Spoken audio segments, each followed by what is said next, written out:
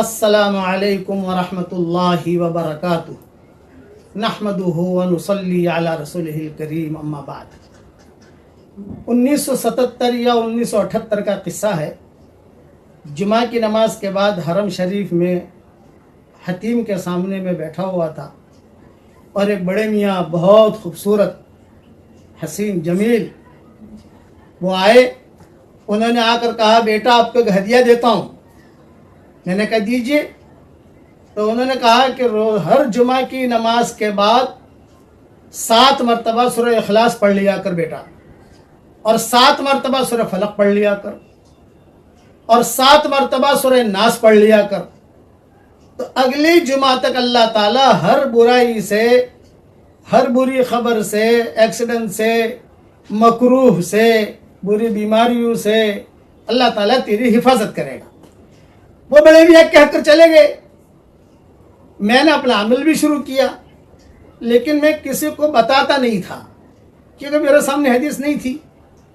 انہوں نے بات بتائی، اسی وقت ہمارا سفر ہوا تھا 1.5 سال، 1.25 سال کا، پورے سفر میں پڑھتے رہے۔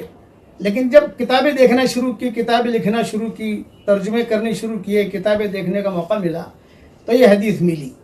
اس لیے آپ سب حضرات کو یہ میں بھی بتا رہا ہوں کہ ہر جمعہ کے دن، جمعہ کی نماز کے بعد یا ظہر کی نماز کے بعد، خواتین ظہر کی نماز پڑھتی ہیں ہمارے ہاں، فوراً پڑھنے کی ضرورت نہیں ہے۔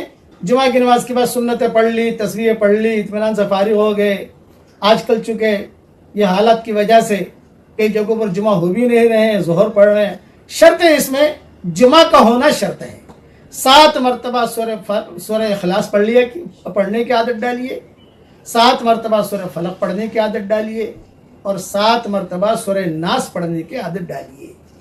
اس کا وقت، بہترین وقت تو یہ ہے کہ بھی سنتوں کے بعد، نفلوں کے بعد پڑھ لیں، لیکن بعض مرتبہ بھول جاتے ہیں تو بھی کوئی حرج کی بات نہیں، چلو عصر تک پورا کر لو جمعہ کے دن۔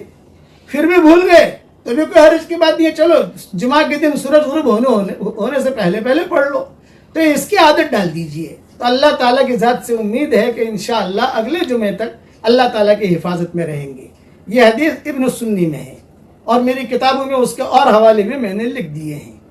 یہ ساری تفصیل میں صرف ایک شرط ہے کہ جمعہ کا دن ہونا چاہیے۔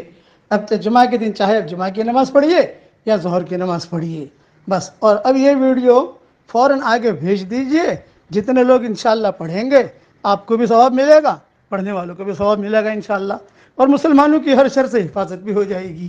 اللہ تعالی ہم سب سے راضی ہو جائے، آمین۔ وآخر دعوانا ان الحمدللہ رب العالمین۔